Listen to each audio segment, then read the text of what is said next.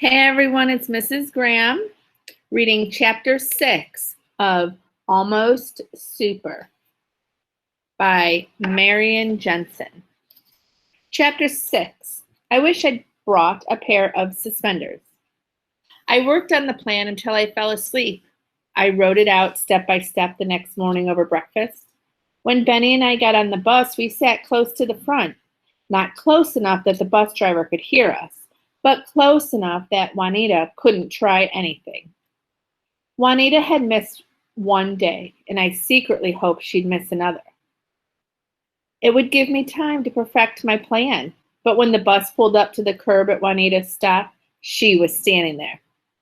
I felt a twinge of terror I'd felt the previous night, but I remembered Grandpa's words. I took a few deep breaths, and that helped. Or maybe it just made me feel lightheaded. The door opened, and Juanita Johnson, a supervillain, climbed onto the bus. Her slim frame made her look almost frail. She had olive skin and dark curly hair. Her brown eyes could twinkle and dance when she talked with a friend, and then turn to daggers when she looked at me or Benny. I glanced casually out the window, trying to appear disinterested, pretending I didn't know that she could turn invisible or shock me, or pick me up and throw me out the window of the bus. I took another deep breath. Stay calm, I whispered to Benny, although he already looked completely calm. Juanita made her way through the sea of green seats toward us. She's coming this way. Well, when you think about it, it's the only way she can come, Benny said. It's not like the bus is a maze or anything. Juanita walked past, and for a moment, I thought she'd ignore us. But then she was there, leaning right over my shoulder. She said 4 words in a voice that was low and dripping with venom, 4 words that sent a chill through my stomach. Go ahead. Try it. And then she was gone. For a moment, I thought she'd disappear, that she'd use her superpowers to vanish. I braced for an attack. Nothing happened. I stole a glance over my shoulder. Juanita sat alone at the back of the bus. She stared out the window. Benny whispered in my ear, for somebody who just got every power in the book, she doesn't look very happy. She's a Johnson, I said, shaking my fist. Then I lowered my voice. Villains are never happy. I faced forward in my seat. Are you ready? I asked. Ready for what? Benny asked. I've got a plan, I said. We're going to find out how the Johnsons took our powers. Benny grinned. Let's do it right now, here on the bus. I shook my head. Not on the bus. We wouldn't be able to talk. The trick is to be in a public place without anybody being able to overhear. Let me show you. I pulled out my notes and map of the school, spreading them out on my leg. Okay, at lunch, you and I will meet here at the library. Got it? Why the library? Benny asked. The library is right next to the cafeteria, I explained. Nobody hangs out in the library, but the librarian will be there, and that should be enough to keep Juanita from attacking, but still allow us to talk to her in private. Benny nodded. But how do we get Juanita in the library? Rodney has all of the Johnsons' phone numbers. We're going to hide over here, deep in the stacks. I pointed to the section of my map that had all of the bookcases. Once we're in place, I'll tell Rodney to send a text message to Juanita. He'll text her to go to the library. He said he can mask it so she won't see who it's from.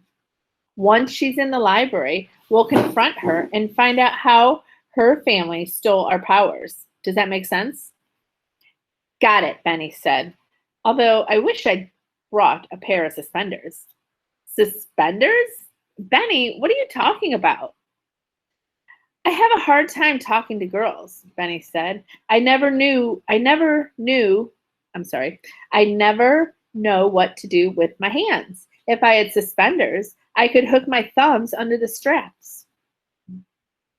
Juanita's not a girl, I said. She's a supervillain. I went over the plan again just to be sure. When the bus stopped in front of our school, we piled off the bus. Benny and I spent a few minutes standing in the snow outside the front doors in full view of at least a dozen kids.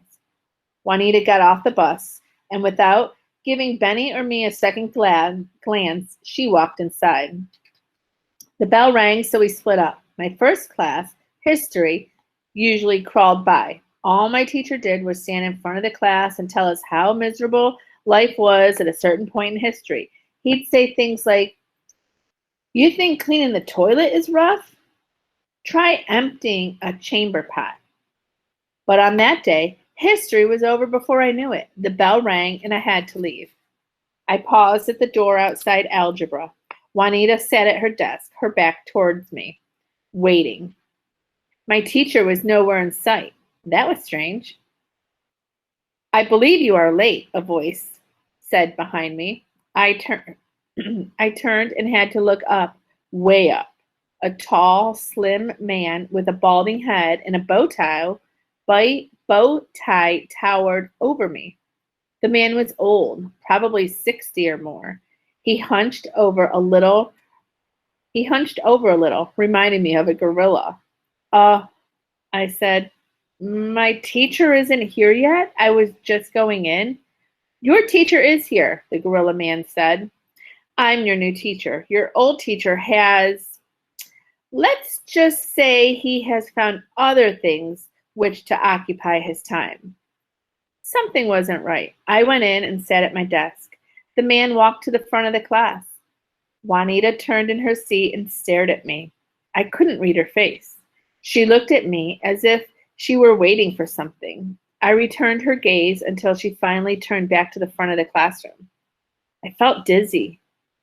The new teacher picked up a ruler and a piece of chalk. He slapped the ruler against the desktop with a crack. "Quiet, class." His voice was loud and clear. "I'll be your teacher for the rest of the year. Mr. Richter won't be back. Allow me to introduce myself." The teacher went to the board and wrote his name. I felt my throat tighten. Every time I thought things couldn't sink any lower, the universe seemed to slap me upside the head and say, "You ain't seen nothing yet, Buster." The man turned and looked directly at me. "My name is Nicholas, but you can call me Mr. Johnson."